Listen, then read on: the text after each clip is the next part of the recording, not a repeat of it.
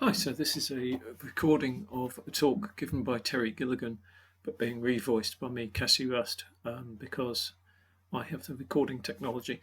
Um, so we're going to be looking at Aldbourne charities and their origins.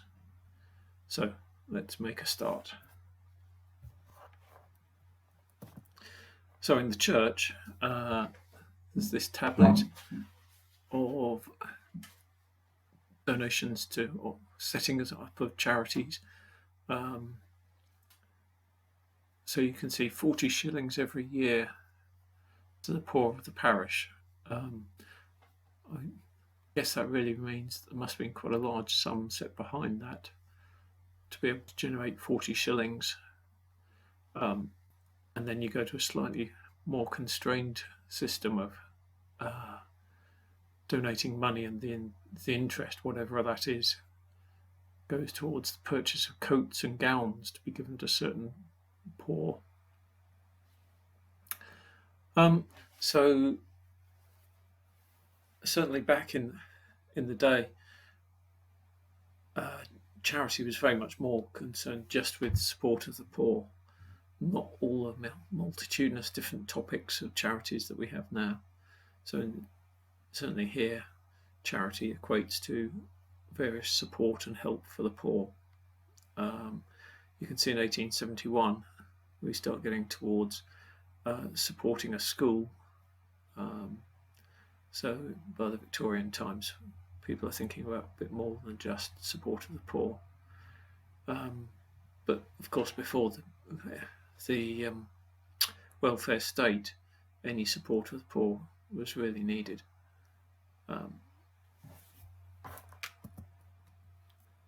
So Thomas Goddard, the early benefactor, top one on the list of Upham. This is his pretty magnificent tomb. So if you're going to be able to afford a tomb like that, you weren't short of an old penny. That, of course, can still be seen in the church. So the plague, when it hit in 1665, that obviously we don't have any records going back to earlier plagues. 1665, 50 people have been recorded as dying, and there's probably more going into unmarked graves. But out of a population that was probably, I think it's somewhere around at least 1,000, 50 for the plague is not a bad rate.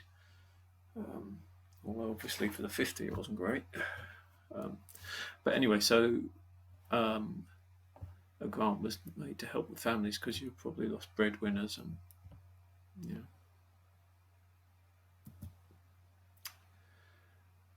In 1777 we have the fire.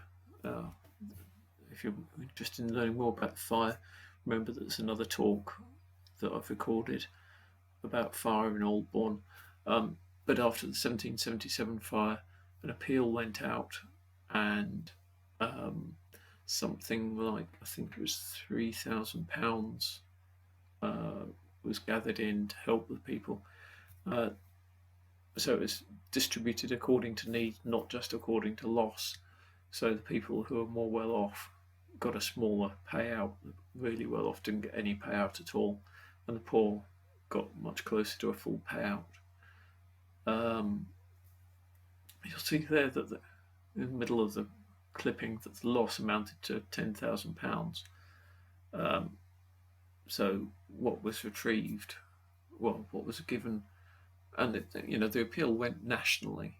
It's the advantage by the 1777 the newspapers had come in, and you'd got appeals being published as far north as Leeds and I think Edinburgh. So anyway, yeah, the money was given to help those who needed it.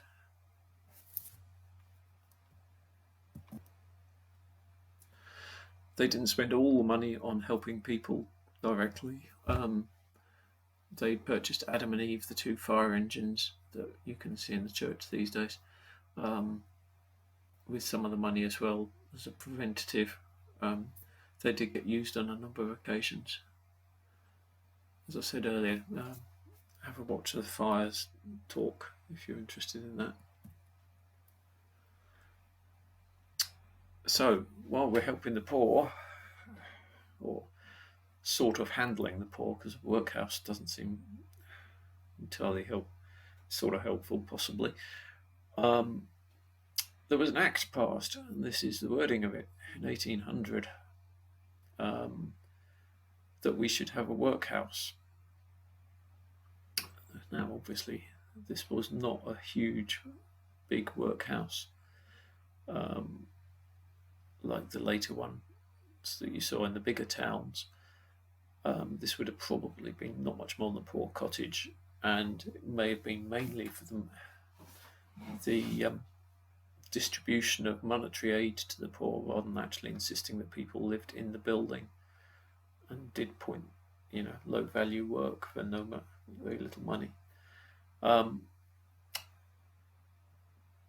But it took a while for it to get built, and then in 1819 it burned down.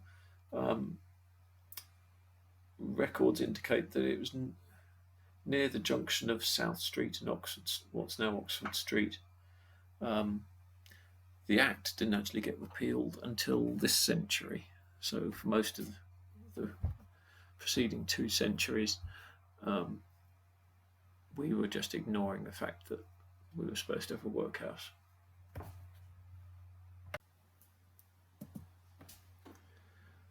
So these are the main charities that were established over the years. You see, interest to be given to the poor from various sums set by, money to start a school,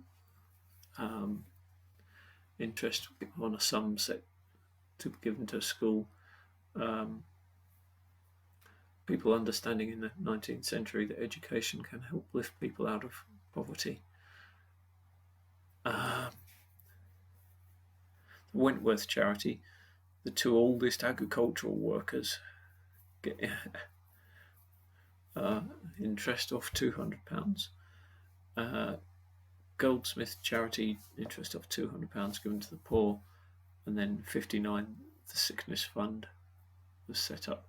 So we've got quite a lot of various charities being administered. Most of these would have probably been administered by the church wardens or set appointees.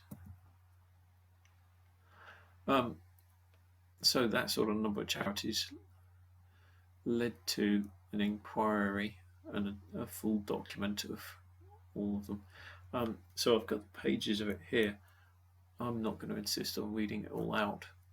I'd suggest that if you want to read it, pause the video on the various pages and have a read through.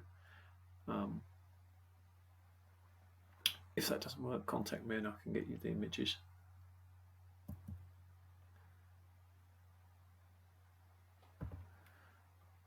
So you see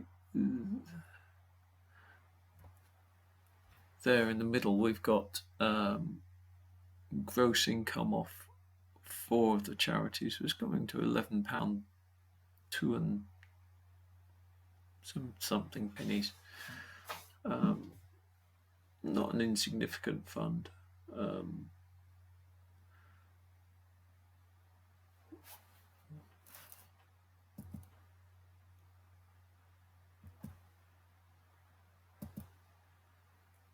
So what happened to them? Goddard's was paid regularly, as was Hills and Brown's, and then in 68 there was something of a merger of them, and in 68 the combined income was £5 to £10. Well, £5 to £10 in 68, it's still noticeable, but it's not going to make a world of difference when divided between the poor and spread across a year. And then they were merged with the Poor's Gorse charity in 82. And we're going to come on to the Poor's Gorse. And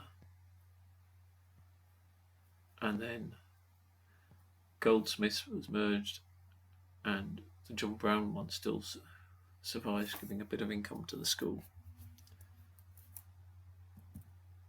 So Poor's Gorse was a field given so that the poor could have access to, well, I was going to say firewood, they could cut as much gorse as they could carry away,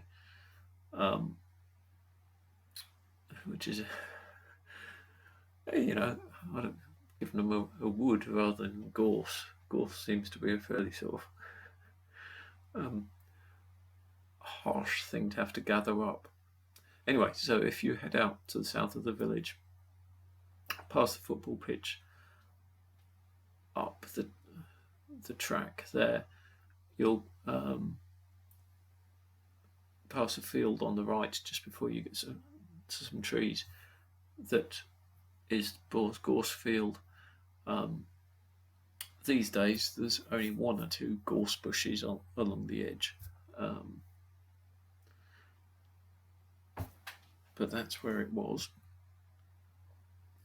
More detailed layout map of it, with field margins. So yes, gorse would have probably been quite good for, acting as kindling and starting a fire, but stems don't get to be huge, so as an actual firewood it wouldn't have been wonderful, but I guess anything helps. That's the field now. Now it's just rented out and the income's gathered into the charities. And there's the wood. I think that forms part of it. That's a bit more use. If you can gather up firewood, a lot more bluebells than gorse or furze.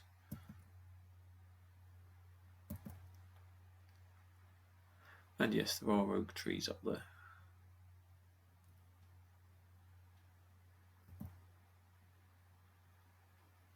And that's the view you'll get coming back down. It's a great spot to take some panoramic photos off the bank there if you fancy braving the brambles and nettles to peer over the hedge line. And then one of the last elements on Charities is the Bailey's seat. So Susan Bailey was a well-loved teacher at the primary school for many years. She lived on the green with her sister Mary, and they died within days of each other. They left a bequest to the village of many thousands, hundreds, not thousands, hundreds.